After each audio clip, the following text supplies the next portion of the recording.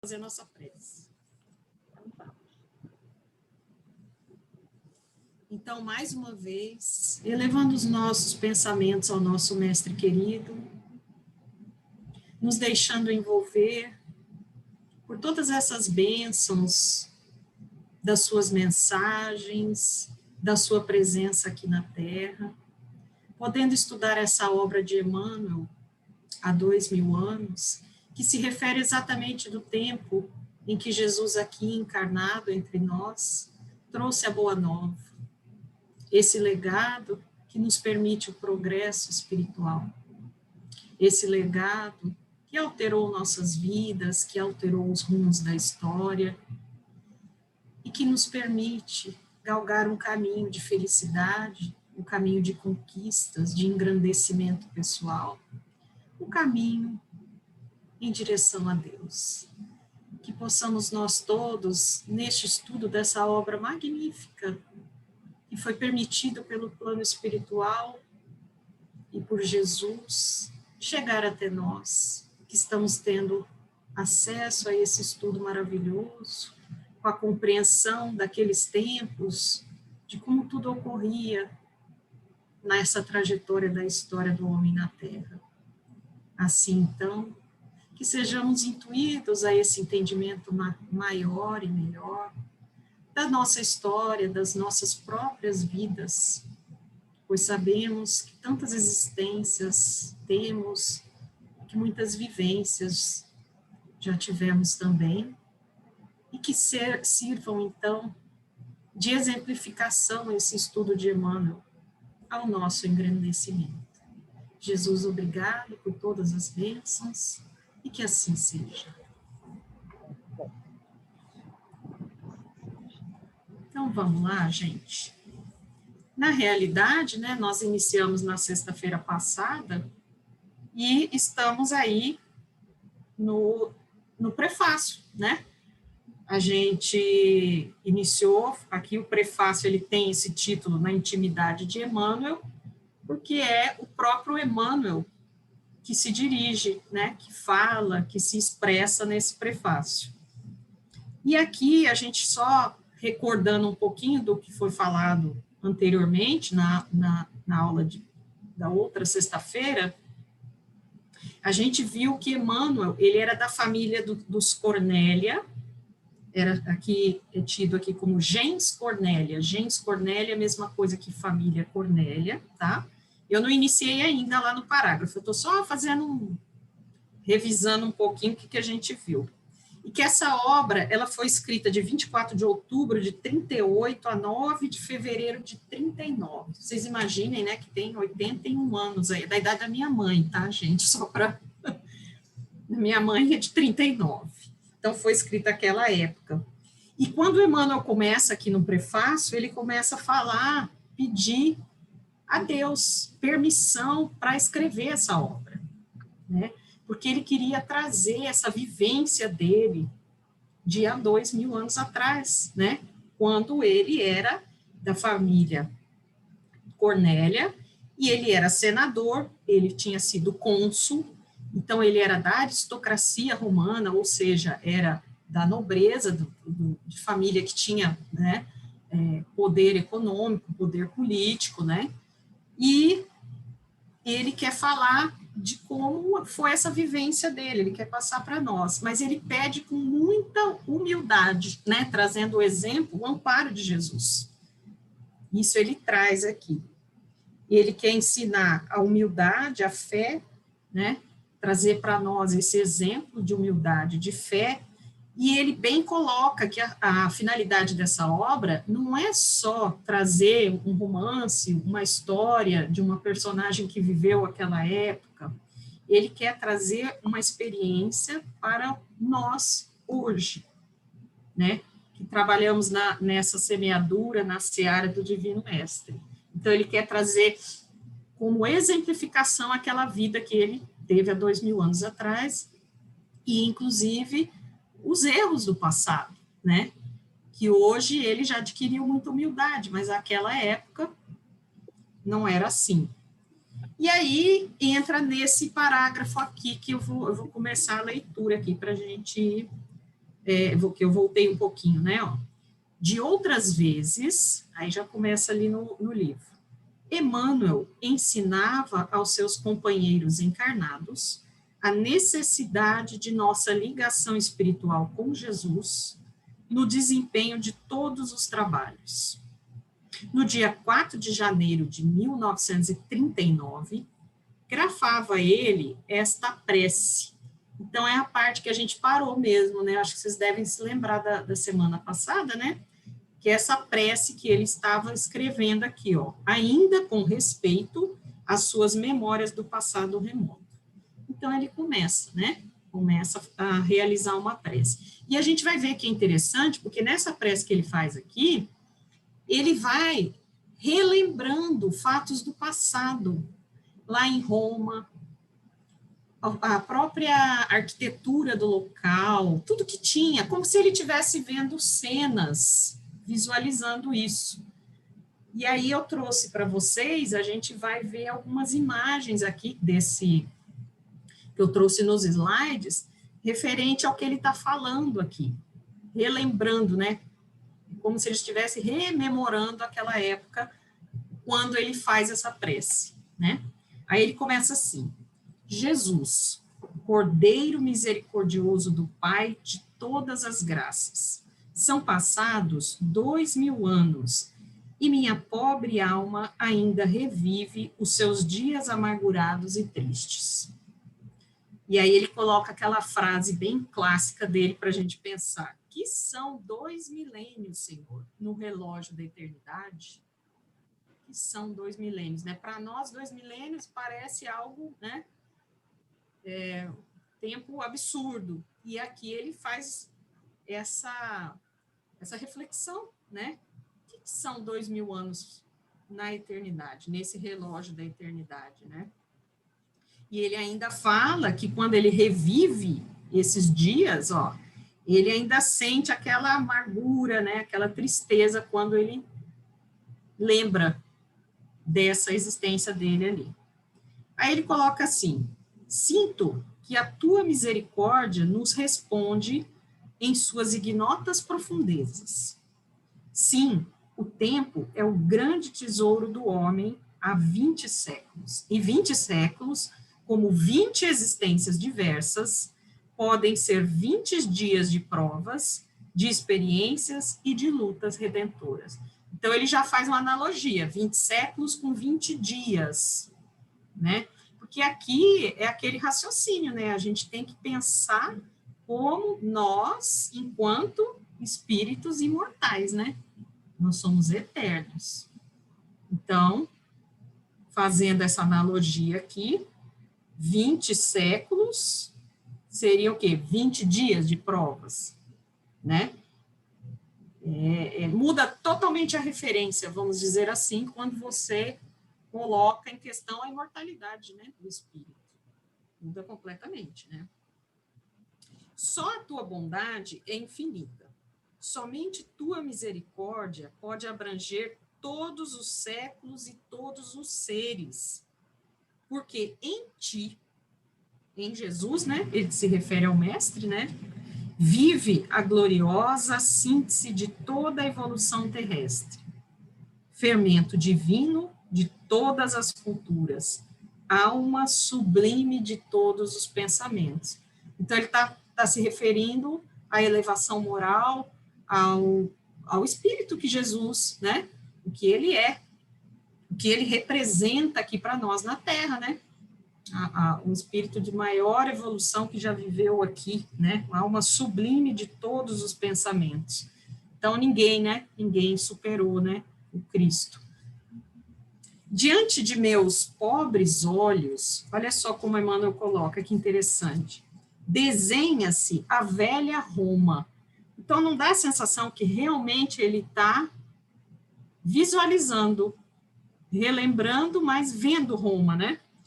Dos meus pesares e das minhas quedas dolorosas, né? Foi uma encarnação difícil aí. Ele teve um encontro com Jesus, até o João comentou, né? Que ele no livro a gente vai ver depois, ele tem um encontro com Jesus, mas ele não foi sensibilizado, né, naquela encarnação, o orgulho dele ainda era muito grande, né? Então, ele coloca as minhas quedas dolorosas, meus pesares, né? Então, ele tem recordações amargurosas dessa época aqui. Sinto-me ainda envolto na miséria de minhas fraquezas e contemplo os monumentos das vaidades humanas. Então, é como se ele estivesse olhando Roma e visualizando aqueles monumentos, aquelas construções, aquelas edificações de Roma, né? Expressões políticas, variando nas suas características de liberdade e de força, detentores da autoridade e do poder. Então, aquela suntuosidade, aquelas edificações em que os homens ali, né, colocavam o quê? Suas vaidades, era o poder, a força, porque a gente vai ver que o Império Romano, absurdamente, ele se desenvolve, ele cresce, ele toma áreas, né? Vou mostrar o mapinha para vocês ali, mas então há muito poder ali, né? Esse império nessa época, que não foi sempre império, né? Roma teve períodos anteriores a essa época do Cristo aqui, em que ela foi república, anteriores em que tinha monarquia, tinha reis. Então, existe toda uma história aí, até 2000 anos antes de Cristo, né? Não é aqui o livro é 2000 anos depois, mas 2000 anos antes, Roma já existia. Os povos ali já se localizavam naquela região, eram povos de origem ariana, tá? Esses arianos eram povos que tinham vindo lá da Ásia, né, de outro continente, e migraram para essa região, que hoje é a Itália, que tem Roma. Então, esses povos aqui, especificamente, eram os latinos, e eram de origem dos arianos. Então, aquela época, 2000 anos, esses latinos vieram. E ali foi invadido também, nesse período aí bem anterior a Cristo, tinha uma região que existia um povo de uma origem historicamente assim não muito conhecida, que eram os etruscos. Então você vê que aí já tem, né, dois povos diferentes, os latinos e os etruscos. Esses etruscos também dominaram Roma. Eles formaram uma região como se fosse um país assim deles, que chamava Etrúria, e era ao norte de Roma, era na Itália também. Então, a gente vai ver que tem influência dessa origem, além da origem latina, que era dos arianos, dos etruscos também, tá? E aí, durante esse período, depois os latinos voltaram, em torno de 500 a.C., os latinos voltaram a reconquistar a região, porque vocês imaginam que aquilo ali era, uma hora um povo dominava, e eles tinham batalhas e conquistavam, outro povo vinha, enfim, era durante ao longo da história, né? Inclusive a influência grega eles também. Dominaram, Simone, os etruscos, quando eu visitei o Louvre, tá? Eles estavam fazendo uma escavação embaixo do Louvre, onde eles descobriram os etruscos, que estiveram lá também na parte da França, né? Sim. Então, você vê, dominaram uma região, né? Muito ali grande. se refere, eu estou falando de Roma, mas com certeza eles tiveram outros domínios, né? Então, tem essa influência desses povos, é importante a gente entender, porque, assim, por exemplo, teve influência grega também, né? O Império Macedônico teve toda uma dominação da Grécia, então a construção, aqueles prédios, aquela arquitetura, tem influência grega também. As colunas, que a gente vai ver, tá? E nesse período aí, por exemplo, 700 a.C., tinha monarquia, tinha alguns reis. Depois entrou a parte da república, que era muito forte o poder do Senado, os senadores. Tanto é que o Públio Lentulus, né, da família Cornélia, ele descendia desses senadores aí, dessa época da república, que era em torno de 500, pouco antes de Cristo. E quando foi chegando 27 anos antes de Cristo, quer dizer, estava quase chegando o período que Jesus ia nascer, aí começou o império. Teve o primeiro imperador. Só para a gente ter uma ideia da organização política, dos povos que fizeram parte, tá? Para a gente até entender como que é Roma, como que o estilo de vida, enfim, a cultura deles, né?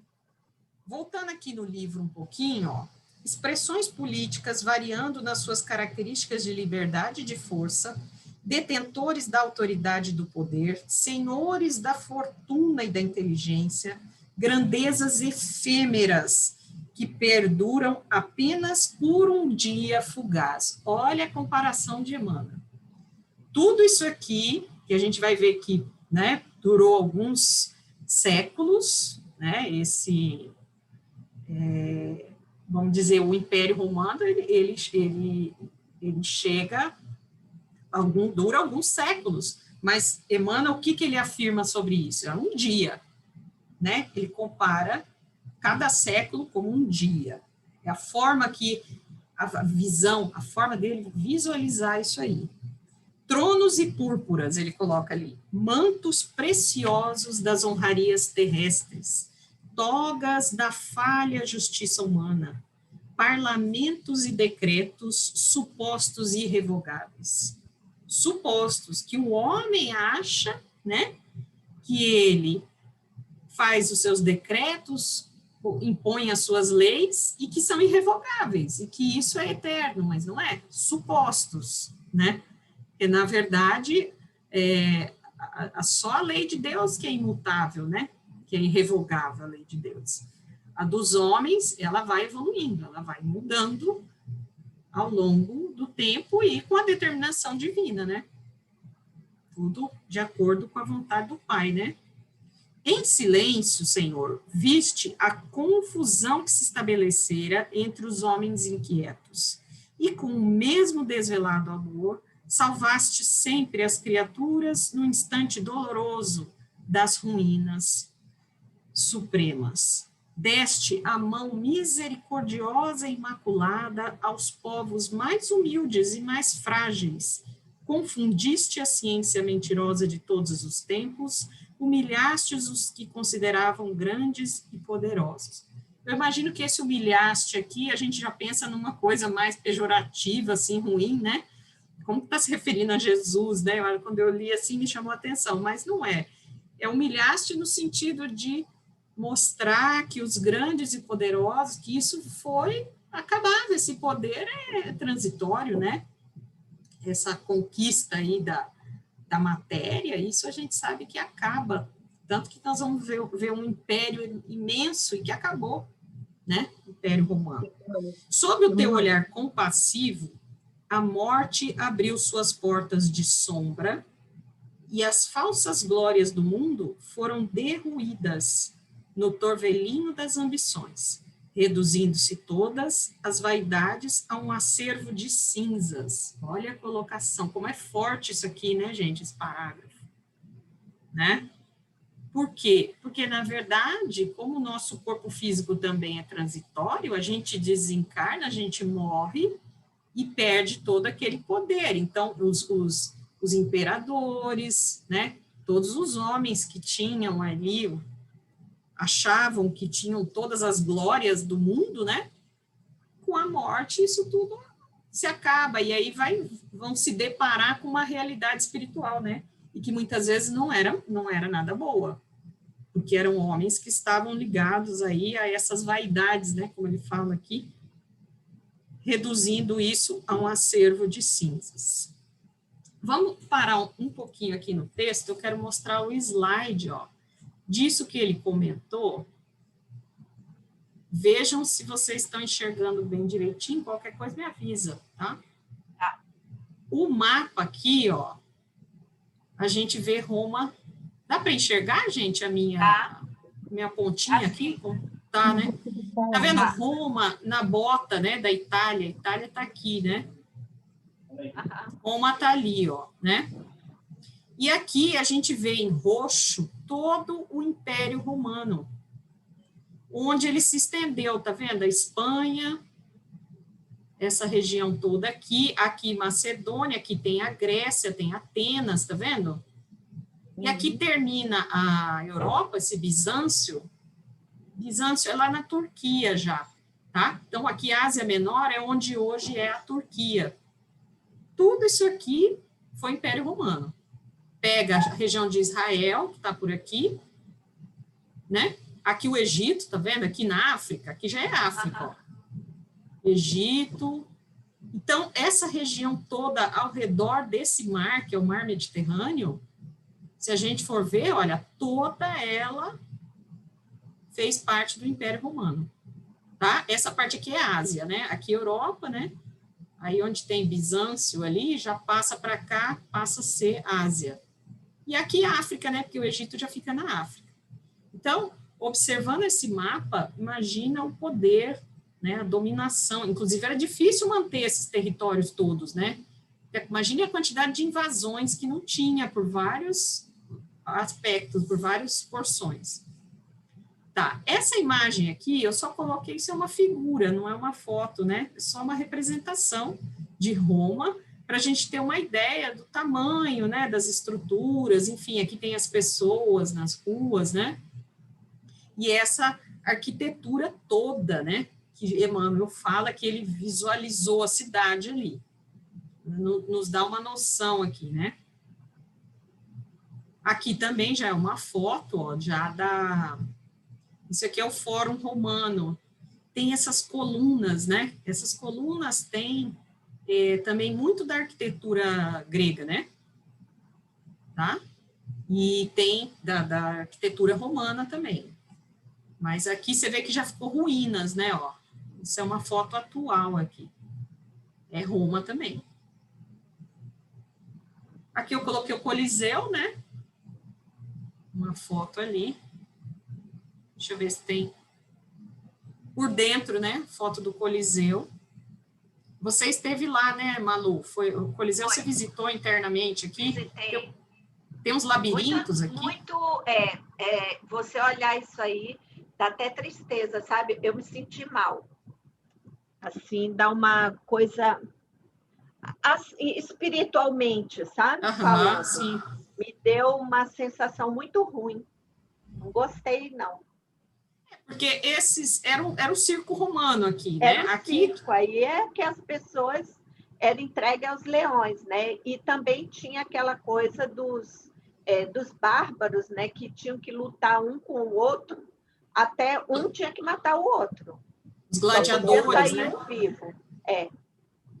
Os gladiadores. Isso. Aqui, eu acho que foi aqui no Coliseu que Joana de Ângeles, na encarnação que ela era Joana de Cusa, ela vai morrer aqui, no Coliseu, num desses espetáculos, que eles chamavam de espetáculo, né? Colocar os cristãos para serem devorados pelos leões. Era o espetáculo, era o circo. Então, era o entretenimento. Os gladiadores também, que ficavam até a morte. Aqueles animais, aquelas feras, né? Eram colocadas aqui e o público ia assistir, né? Os imperadores é que proporcionavam o tal do pão e circo, né? Que era o alimento, e o circo, que era o entretenimento para a população, né? Imagine nós lá, né, gente? Quando a gente fala nesses estudos... Então, eu acredito a gente pensa na gente... Eu acredito que é por isso que eu passei mal lá.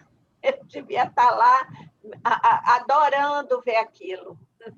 Aí, ovacionando, né? O leão comendo um cristão, alguma coisa assim, né? A gente faz uma brincadeira, mas é a nossa própria história. Mas a gente, não é brincadeira, não. A gente teve lá. Eu estou brincando aqui com vocês, brincadeira assim com vocês aqui, né? Na descontração, mas na verdade, tudo isso faz parte de nós, né? Da nossa história mesmo. Com certeza. Esse aqui eu quis pegar, vocês viram que ali no texto ele fala do vestuário deles, né? Essa aqui é a toga, essa branca aqui, tá vendo? E esse é o manto púrpura que eles usavam. Então, esse aqui era uma representação, inclusive essa foto que vocês estão vendo, eu coloquei Calígula aqui, tá vendo? Porque é uma estátua de... Oh, meu Deus do céu! como é que chama, Malu? Esses que fica assim cera. perfeito. De cera. Cera. Isso, Marli, obrigada. Estátua de cera, né, que tem no museu de Calígula, com o traje, né, do imperador. Oh, desculpa, gente, eu cliquei aqui. Então, aqui mostra, quando ele se refere à toga, o manto púrpura, quer dizer, é a representação do imperador, da figura, né, o vestuário da maior figura de poder ali. E esses aqui, ó, branquinhos, né, que tem essa orla em púrpura também, eram dos senadores, era a roupa que eles usavam, que o próprio Emmanuel Públio Lentulus usava, né? Essa era a vestimenta que ele se refere aqui nesse texto, né? Comenta sobre isso, né? Deixa eu ver a próxima aqui, acho que nós vamos para o texto, para a gente falar do Rio Tibre depois, tá? Vamos ler um trechinho aqui. Alguém gostaria de ler, só para a gente dar uma... Eu leio. Tá. Ante minha alma surgem as reminiscências das construções elegantes das colinas célebres.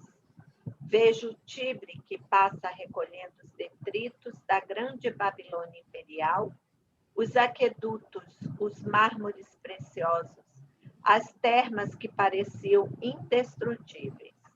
Vejo ainda as ruas movimentadas onde uma plebe miserável espera as graças dos grandes senhores, as esmolas de trigo, os fragmentos de pano para resguardarem do frio a nudez da carne.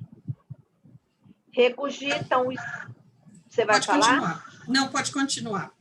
Regurgitam os circos a uma aristocracia do patriciado, observando as provas elegantes do campo de Marte, e em tudo, das vias mais humildes até os palácios mais suntuosos, fala-se de César o Augusto. Tá vendo? Então, só um pouquinho aqui. Esse campo de Marte é a parte que tu mostrou ali, onde tem as colunas, tá? Que era o antigo Senado ali, tudinho, ali é o Campo de Marte. É uma região da cidade, né? É uma região ali onde se reunia, né, os poderes. Poderes, né? Como tá... Certo. Então, olha só aqui, ó. Ele dá várias informações aqui também, né? Para a gente entender isso aqui. A época, o primeiro imperador, esse Augusto foi o primeiro imperador, Otávio Augusto, né? Ele que começou 27 antes de Cristo, que começou o império, tá? Ele, vamos dizer assim, que ele passou a perna no Senado, né? Vamos usar um termo bem popular, e ele se declarou imperador e começou o império antes de Cristo, 27 anos antes do nascimento de Cristo era o período de império dele, acho que até 14, depois nós vamos ver. Tá. Mas, o que Emmanuel se refere aqui nesse parágrafo? Primeiro, ele está falando, olha, do rio. A Malu deve ter visitado tudo isso, né, Malu? Visitei. Aqui a perninha da Itália, vocês estão vendo? Aqui a Itália não é aquela bota, né? Aqui é a perna da bota, tá? É a panturrilha da bota, para ser mais específico. E aqui Roma. E o rio aqui, ó, mostrando na geografia o rio Tibre, cortando a cidade, né? Então, era um rio importante. Ele faz uma analogia que é como se Roma fosse a Babilônia e o Tibre fosse aqueles rios lá importantes também, né? Porque a gente sabe que, historicamente, quando as civilizações elas iam se localizar em algum ponto, elas buscavam áreas que tinham ao redor dos rios, que tinham água, enfim, né? Então, é mais ou menos essa comparação que ele faz, né? Tá, aí aqui, então, Roma e o rio Tibre, tá vendo? E nessa imagem, essa foto, é do rio, né? Uma foto atual da cidade com o rio, e aqui tem uma ilha. Tem uma ilhazinha aqui, que eu não sei se Malu chegou a visitar isso aqui também, Malu, dentro do rio, a ilha... Não fui. Na ilha eu não fui. Você não foi, né? A ilha Tiberina é o nome dela, por causa do Tibério, que é o outro imperador, né? Uhum. Aí, essa ilha aqui, ela tem uma comunicação, né? Acho que dá para ver aí pela imagem, tá? Então, esse rio é um rio importante aqui. Esse rio aqui, que tem aquela história de Rômulo e Remo, E Remo. né? Que é a origem, vamos dizer, não é do histórica. nome, né? Do nome de Roma, né? A origem Isso. do nome de Roma Isso. Mas ela é mitológica, né? Essa história, na verdade, né? Ela é mitológica. E eles teriam sido jogados nesse rio Tibre aqui, né? Teriam sido lançados, eram os gêmeos, né? Foram abandonados. Na história, como a mãe era humana e o pai era um deus, porque eles eram politeístas, né? Então, eles tinham os deuses deles. Assim como os gregos, eles seguiam muito também essa questão dos deuses dos gregos. Só que eles tinham um nome, eram os mesmos deuses, mas eles tinham um nome específico para eles, né? Para os próprios romanos aqui. Tá? Então, assim, esse rio tem a ver com a origem, né? A origem da cidade, com toda essa parte mitológica aí dos que eles foram amamentados, os gêmeos foram, diz que sobreviveram por terem sido amamentados por uma loba, né? Então, a gente tem essa história aí famosa Enfim. Aí, aqui, ó, esse é o rio que ele fala. Eu gostei muito dessa foto, tá, gente? Eu, no fim, eu não resisti, coloquei, achei muito bonito, que mostra uma ponte sobre o rio, né? A imagem está muito bonita.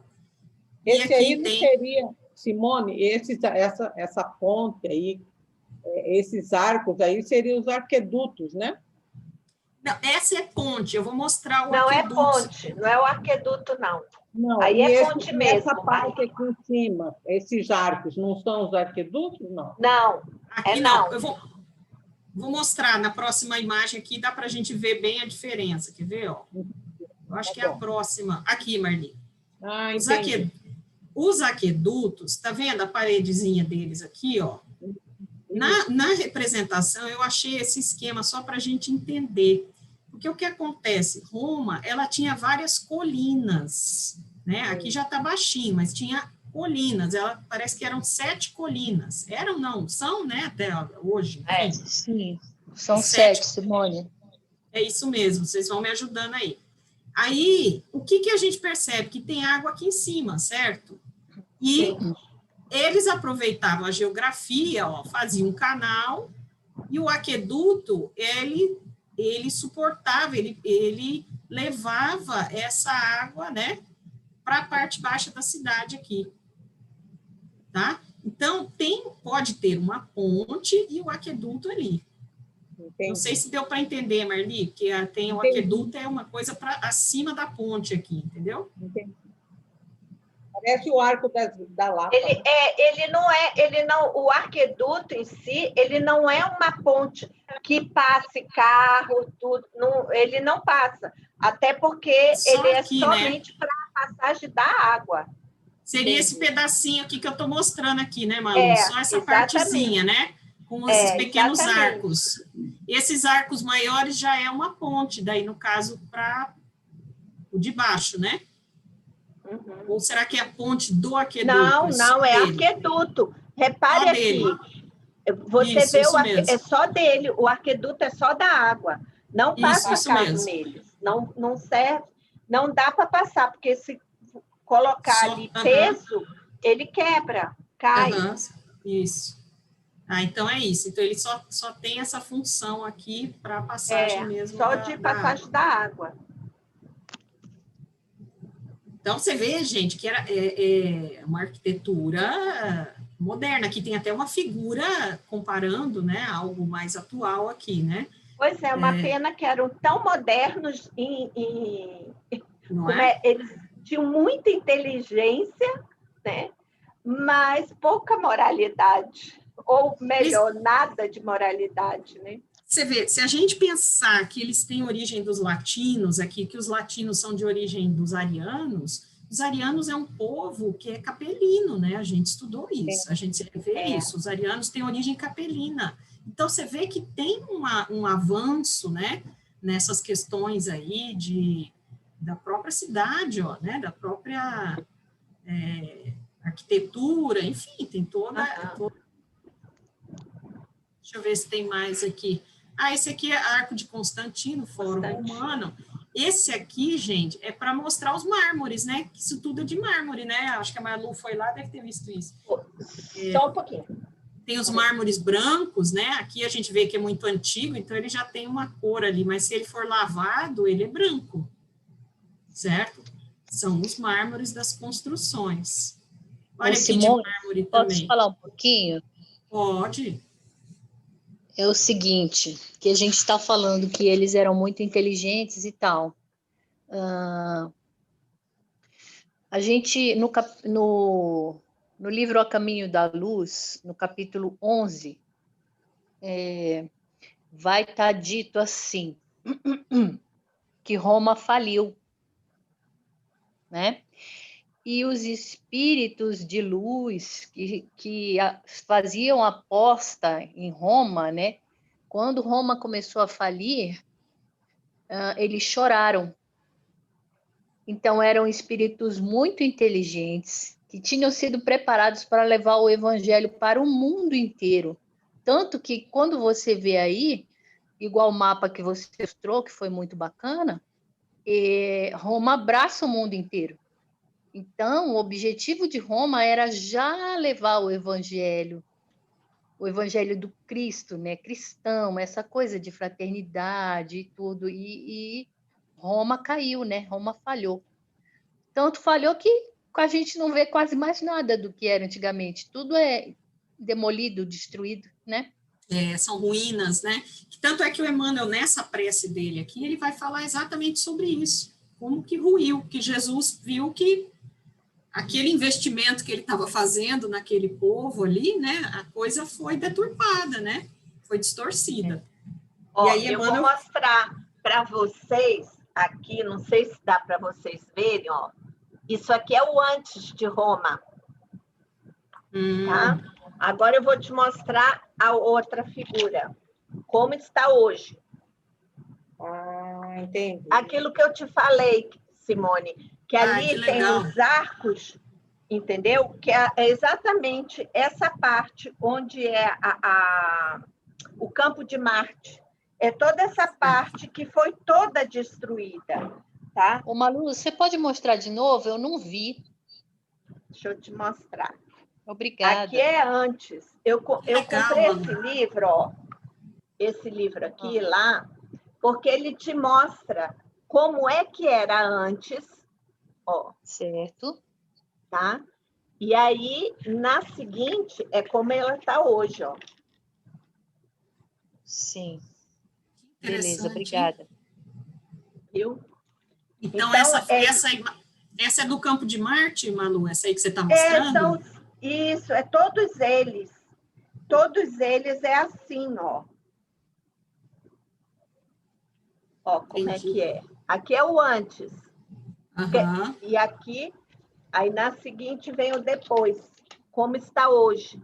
Hoje, olha, só completamente... Ruínas. Só aquelas ruínas, parece aquele fórum que eu mostrei. Né? É aquela, ali na parte do campo de Marte, tem muita ruína. É bastante a destruição, né, que foi feita na época, né? Então, assim, você vai olhando, é muito grande as coisas que foram destruídas lá. Aqui, olha, a Basílica de Magêncio. Olha como é que ela era, a Basílica. Olha como ela está hoje. Ó. Nossa! Então, como dizia Jesus, não sobra pedra sobre pedra, né? Não sobrou, não né? Sobrou. Não é? Esses grandes impérios, infelizmente, em que está sobre a ambição, sobre, né, o poder, enfim, a própria vaidade humana, né, vai destruindo, vai acabando tudo, né, gente? Impressionante isso. A casa do Augusto, né? No caso, a residência de Augusto, como é que ela, parte dela, gente, como era antes. Enorme, né? Aí, ó, tudo é a casa dele, tá? Que fazia parte do complexo. E como ela está hoje? Só ruína. Meu Deus, acabou mesmo. Só ruína. Tudo Ou seja, né? destruído. Gente, Jesus falou, né, também. Que não deu certo, vai ser destruído. Não se mantém, né? Parece essa parte que tu tá mostrando aí, ó. Ah, não, é a Fontana, né? Aqui é o Domus de Augusto e o Circo Máximo. Ó, aqui, ó. O Circo Máximo, olha lá. Como ele era. Aqui é como ele está hoje. Não ficou quase nada, né? Vamos dizer assim, uma parede que ficou, uma coluna. Exatamente. É isso mesmo, gente. Pensa o que o homem é capaz de construir, né, essas belezas, e olha como é capaz de destruir também, né? Destruir, exatamente. Esse que você mostrou. O arco de Constantino, ó, que você mostrou. Aquele que eu mostrei, Ai, Tá? que legal, Malu. Pena que a gente não está. Ó, o Coliseu, como é que ele era. Ó. Certo, que eu só mostrei as ruínas agora, né? E aí as caiu ruínas. Um pedação. Só tem uma parte dele que tem até em cima, sabe? Mas ele era uma coisa assim bonita, né? Mas era um circo. Imagina Emmanuel lembrando de tudo isso, né? Então, era uma arquitetura muito bonita e era todo cheio de estátuas. Sim, das estátuas de estátuas. De mármore, cada arco tinha uma estátua, tá? Ó, o circo como era dentro, o Coliseu, como ele era dentro. Aí embaixo tinha a passagem, ó. Tá? Que aí eles mandavam subir depois. Aí hoje, como é que ele está? O Coliseu. É isso mesmo, né? Então, não se mantém, né, gente? É ruína, né? Isso exatamente. É uma reflexão importante, né, que o Emmanuel traz aqui, né? Uma reflexão. O fórum que você mandou, certo. Como é que ele era, né? Era. Aí, como é que ele ficou? Só os arcos. O antes e o depois. Muito, muito legal, Manu. Muito bom. Talvez até a gente use esse teu, como é que se diz? Essas tuas imagens, essas suas fotos aí, a gente pode até aproveitar em outras aulas, né? Porque, de repente, vai falar de alguma coisa mais à frente, a gente pode até pegar com você, fazer um slide. Pode, não, eu empresto para vocês fazerem. É um livrinho bem legal bem interessante, porque mostra como era no tempo do Império, né? Eles refizeram, né? Reestruturaram tudo. Que legal. Foi refeito, bem legal. Então, aí essa que eu estou mostrando aqui, ó, que é a Fontana de Travertino, ela é uma fonte, né? Fonte de água, enfim. E é o mármore, está mostrando o mármore, é tudo em mármore. Aqui também esse piso colorido, tá vendo? É em mármore. Então, tudo isso eles tinham. Deixa eu ver o que mais que eu coloquei. As termas, que o Emmanuel fala das termas, né? Ele fala das termas, isso aqui você deve ter visto também, deve ser bem interessante, que era o banho público, né? Eles tomavam um banho aqui, tanto para higiene, como também para aquele tratamento, que até hoje a gente faz aqueles tratamentos locais de águas termais, que tem minerais para tratamentos de problemas de pele, de reumatismo, né? Não tem alguns locais aí que a gente vai, eles tinham esse costume também. E essa aqui é uma das termas. Tinham várias termas, né, na cidade. Deixa eu ver mais. Então, Malu, aqui eu coloquei o Campo de Marte. Eu fui numa terma, mas foi em... Esqueci o nome da cidade. Depois eu me lembro. Ela tem tipo um coliseu também. Aí nós entramos, interessantíssimo, os banheiros, que aí lá construíram os banheiros e tudo. Aí é interessante, assim, que é tipo o nosso aqui, que a gente já viu aí pelo interior, no Nordeste e tudo, aquele que você põe os pés, tem um local para pôr os pés e você agacha. Ali você faz xixi, faz 1 e 2 ali, de boa. E aí, só que lá você fazia isso e vem a água, entendeu? Baixo, né? A água já vem passando na hora. Você, por exemplo, se você fizer o 2, você não vê, porque a água já leva. Você faz e a água leva, sabe? Como se fosse uma grande descarga, né? Foi... Enfim, porque aqui no interior, aqui, se você for nas fazendas aqui, Malu, no Mato Grosso do Sul, aqui mesmo, no interior, você encontra isso aí. Hoje, nem tanto, mas nas fazendas aqui tinham muito isso. Esse tipo de banheiro, né? Que o pessoal até chamava de casinha. Pois enfim, e esses eram os banheiros, né, que tinham dentro da terra. Lá também era assim, né? Dessa mesma forma, funcionava assim.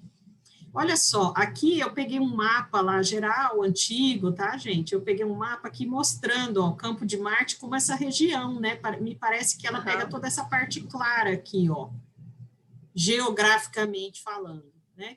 E aqui eu só peguei a maquete, uma maquete daqueles prédios até que a Malu nos mostrou ali, nos explicou, né?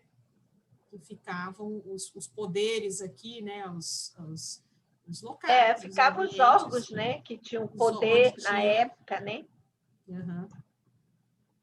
Então, esse é o Campo de Marte que ele se refere. O Circo Máximo, aí você mostrou aí também, né, Malu? Eu tinha essa foto que eu acho que é uma maquete também, que eu consegui mais, ó. Era uma arena utilizada para jogos e diversão, criada pelos antigos... Nossa, não está me aparecendo aqui. Desculpa. Tem hora que a gente clica errado. Né? E aí era uma arena, aqui era o Circo Máximo. Deixa eu ver se tem mais. Tá, eu parei nesse mapa, porque nós vamos voltar no texto um pouquinho, ainda dá para avançar mais um pouco, né, gente? Ok. Vamos lá. Dentro dessas recordações, eu passo, Senhor, entre farraparias e esplendores, com o meu orgulho miserável. Dos véus espessos de minhas sombras, também eu não te podia ver. No alto, onde guardas o teu sólio de graças inesgotáveis. Teu reino, teu trono, né? De graças inesgotáveis. Enquanto o grande império se desfazia em suas lutas inquietantes, trazia o teu coração no silêncio, e como os outros, eu não percebia que vigiavas. Permitistes que a Babel romana se levantasse muito alto, mas quando viste que se ameaçava a própria estabilidade da vida no planeta, dissestes: basta, são vindos os tempos de operar-se na seara da verdade. E os grandes monumentos com as estátuas dos deuses antigos rolaram de seus pedestais maravilhosos. Um sopro de morte varreu as regiões infestadas pelo vírus da ambição e do egoísmo desenfreado, despovoando-se então a grande metrópole do pecado. Ruíram os circos formidantes, caíram os palácios, enegreceram-se os mármores luxuosos. Veja que interessante, né? Aí, conforme a gente vai lendo, se a gente consegue lembrar um pouco aqui das imagens que a gente viu, vai fazendo sentido, né? Vendo, entendendo a destruição caiu mesmo. Tudo. Caiu tudo. As Porque ruínas, era né? mesmo, né? Luxuosos, mas moral nenhuma, né? Cadê a estrutura de amor, né? Desse império? Cadê o império do amor aí, né? Onde que estava, né? Não tinha. Sabe, posso falar um pouquinho? Pode, sabe o que é interessante, sim. Simone? Jesus fica em silêncio, né? Olha só. Em silêncio, Isso. Senhor. Viste a confusão. Aí ele continua falando aqui, não? Permitiste que a Babel romana se levantasse muito alto, ou seja, Jesus está ali olhando tudo, né? E está quieto, não está falando nada, está deixou o livre-arbítrio, né? Exato, está deixando o livre-arbítrio agir. E aí os romanos estão fazendo o que estão fazendo, sendo que foram aposta dos grandes espíritos para evangelizar o mundo. Imagina que a gente podia ter avançado tanto, né, nesses 2000 anos, né? A gente poderia Sim. ter, se fosse de outra forma, né? Como Sim. tinha sido apostado nisso, né? Sim. A gente poderia ter avançado nesses 2000 anos aqui. Então, é bom que Emmanuel traz essa reflexão toda aqui na prece dele, né? Até falando um pouquinho do Império Romano, vou parar ali no texto, a gente, olhando novamente aqui o mapa, a gente imagina que nós temos partes da Europa, partes aqui na África e na Ásia, e que mais à frente houve a divisão desse império, porque era tão grande que era difícil governar tudo isso, ter um controle de tudo isso, né? Foi até feito tetrarquias, enfim, para conseguir dividir essa organização, essa administração. E aí a gente tem a parte, então, do Oriente, e depois nós vamos ter, do Ocidente, né, que pega aqui a Europa, o Império do Ocidente, e nós vamos ter o Império do Oriente mais à frente, essa divisão, né, que isso vai acontecer num período posterior. Então, a gente pode dizer aqui, ó, que o período imperial, né, é o período em que quem governava, o poder maior era do imperador, existia o Senado, né, os senadores, eles deliberavam várias coisas, mas, na verdade, a gente sabe que tinha o imperador ali, ele se sobrepujava, né? Deixa eu só ver se eu coloco aqui, ó. Então, foi um período longo de guerras civis, havendo enfraquecimento do Senado, fortalecimento do exército e período de batalha, né, gente? Nunca ficou sem conquistas aqui, sem mortes, né, sem, enfim. Dentre os principais imperadores romanos, então, Augusto foi o primeiro, que é o que ele fala ali, né, Otávio Augusto, de 27 a 14 depois de Cristo. Aí depois veio Tibério Júlio César, né, que ficou na época de Jesus, que é essa época do Emmanuel aqui, né, porque aqui, ó, tá vendo, 14 depois de Cristo, né, a 37. Então, pegou esse período em que Jesus estava lá.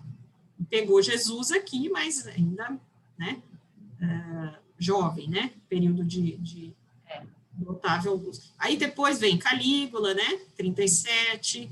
Então, é só a citação de alguns imperadores aqui, 37 a 41, Nero, de 57 a 68, Marco Aurélio, Cômodo, ainda teve outros, né? Depois chega lá para 300, teve o Constantino também, né?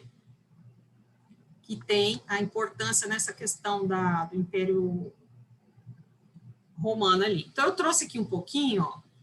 O período do Império Romano é dividido em dois momentos, o Alto Império, o apogeu de Roma, e o Baixo Império, a queda de Roma. Então, a gente sabe que tudo isso vai cair, toda essa, né? A queda do Império deu-se devido a uma soma de fatores, como a crise econômica, a expressiva queda da produção agrícola, o fim da expansão territorial, o aumento dos impostos, o fim da política do pão e circo, o aumento das tensões sociais e invasão das fronteiras pelos povos bárbaros. Então, todo mundo queria reconquistar, ou novos povos vieram, os bárbaros vieram naquela época para retirar esse império aí, retomar aquelas terras, né? Além disso, grupos não romanos tinham interesse não só em tomar o poder dos romanos, mas também nas suas terras, porque eram terras férteis e nelas se podia produzir muita coisa. Imagina aquela extensão territorial toda ali, né? Quantas terras não tinham de interesse de todos ali. Assim, suas fronteiras encontravam-se em constante ameaça, especialmente por parte dos povos germânicos, tais como os francos, os visigodos, os vândalos e os anglo-saxões. As guerras contra os povos bárbaros também mexiam com a finança do império, afinal custavam caro aos cofres públicos, que gastavam com o envio do exército e com obras estruturais. Imagina, para manter essas guerras todas, o gasto que não existia para o império, né? Ao final do século, se alguém quiser falar alguma coisa, pode falar, viu, gente? Ao final do século IV, Teodósio, em 395, ele propôs a divisão do Império Romano em duas partes, o do Ocidente e o do Oriente, O primeiro tinha sede em Ravenna, depois seria transferida para Milão. E o segundo tinha sede no Bizâncio. O Bizâncio eu mostrei no mapinha para vocês, que é lá na Turquia hoje. Hoje é Istambul. Esse eu tive lá, eu conheci, fiz uma viagem para a Turquia, passei, né, por Istambul. E Istambul é interessante, porque de um lado é Europa, do outro é Ásia, na cidade, né? E esse Bizâncio, que hoje é Istambul, aquela época foi onde o Constantino fundou a cidade dele, que era Constantinopla, né? Então, tem lá, quando a gente viaja por lá também, a gente vê na parte da Ásia, quando você atravessa a ponte, tem uma ponte, né? Tem um rio embaixo. E quando você passa, na parte da Ásia, tem as ruínas de Constantinopla, também é tudo ruína, porque é dessa época aqui, que era a cidade de Constantino, que foi o imperador nesse período aqui, tá? Já em 300, né? Tá. 3 saques marcaram o período de declínio do Império Romano. O primeiro deles foi feito pelos visigodos, em 410 d.C., acontecimento que marca o início da queda e desintegração do Império Romano. O segundo foi os vândalos. Então, está falando desses povos bárbaros mesmo, né, de origem germânica aqui, ó. E teria ocorrido em 455.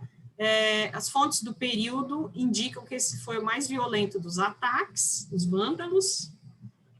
Por isso que tem, acho que esses nomes, né, gente, vândalo, vandalismo, né, tem origem nessas. Mas foi o terceiro, efetuado pelos érulos. Os érulos também eram povos bárbaros de origem germânica, tá? Em 476 foi o golpe definitivo que pôs o fim do Império Romano do Ocidente. Enquanto o do Ocidente caiu, o do Oriente manteve-se até 1453. Tanto é que tem aqueles marcos históricos lá, né?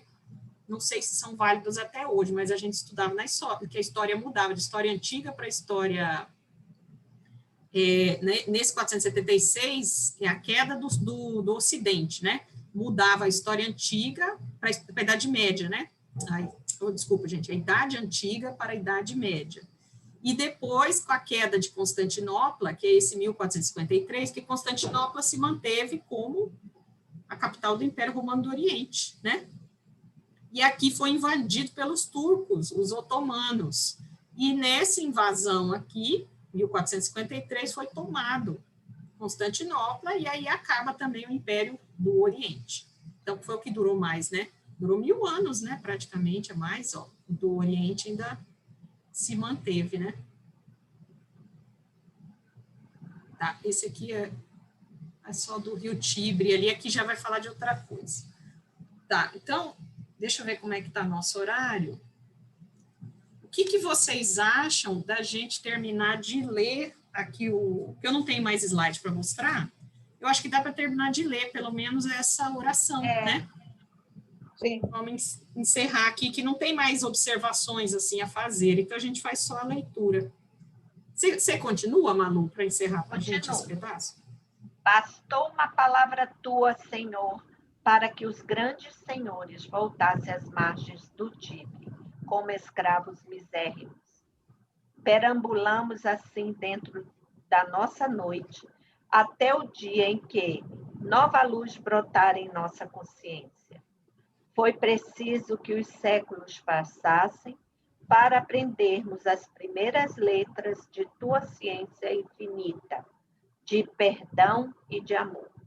E aqui estamos, Jesus, para louvar-te a grandeza, da que possamos recordar-te em cada passo, ouvir-te a voz em cada som distraído do caminho, para fugirmos da sombra dolorosa.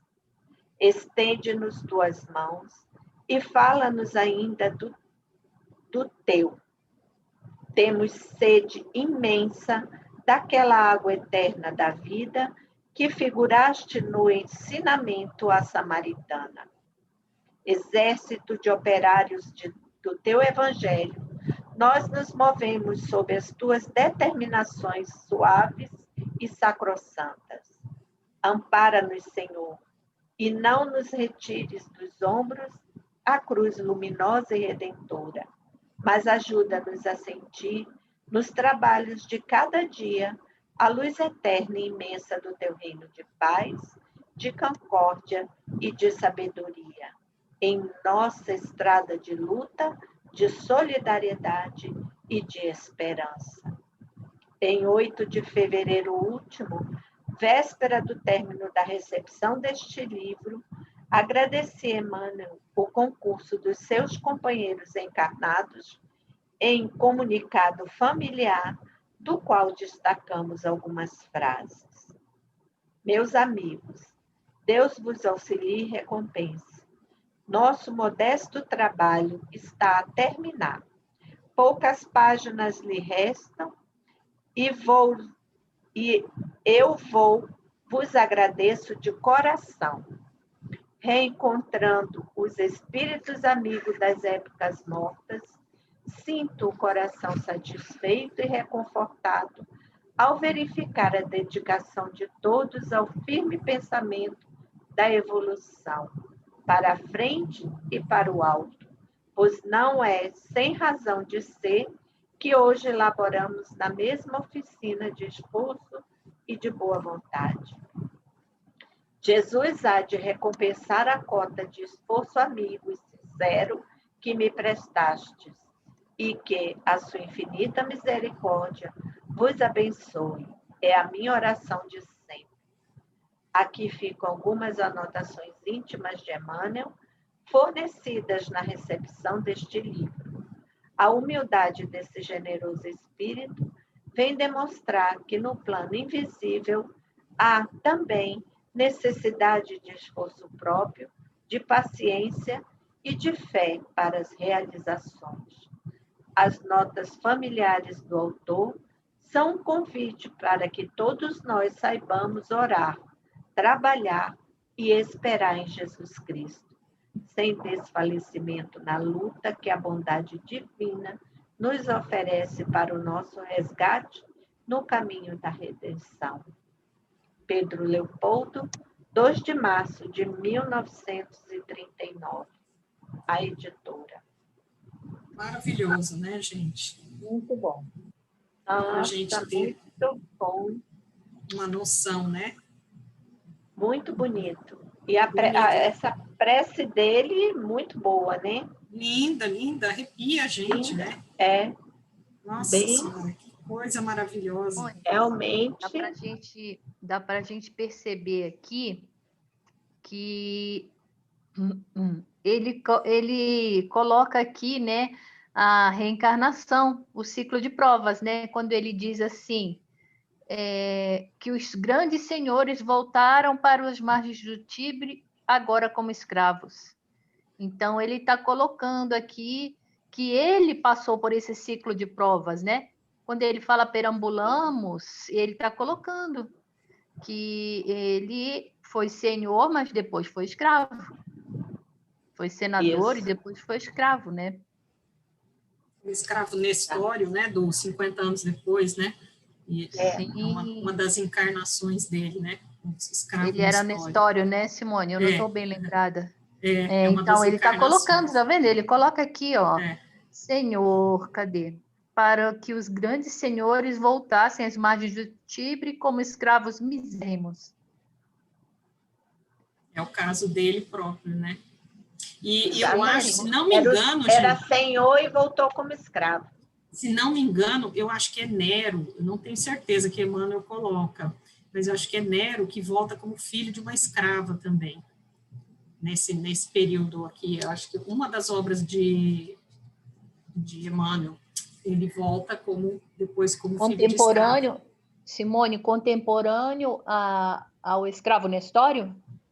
Eu acho que é. Eu não tenho certeza se é nessa obra ou se é nos 50 anos depois, que faz um tempo que eu li, é na né? outra, né, Simone? É na outra. E aí ele cita Nero, o imperador, que volta como filho de escravo. Então, gente, é assim, as leis de Deus, né, elas são irrevogáveis, né? Elas não têm... são imutáveis, né? E estamos submetidos a ela. E tudo isso aqui mostra, né? E com uma beleza, assim, com uma profundeza, né, de sentimento, de intenções, né? Então, eu acho que a gente para por aqui, né? Essa parte também é bem legal, né, Simone? Não nos retire dos ombros a cruz. Agora, ele está em outro caminho, né? Exato. Agora não está mais na fuga. Exato, tá enfrentando aí as consequências, né, dos próprios atos, né, que a gente comete, né. Sim. Lindo mesmo, maravilhoso. Bom, então eu acho que a gente podia passar para o outro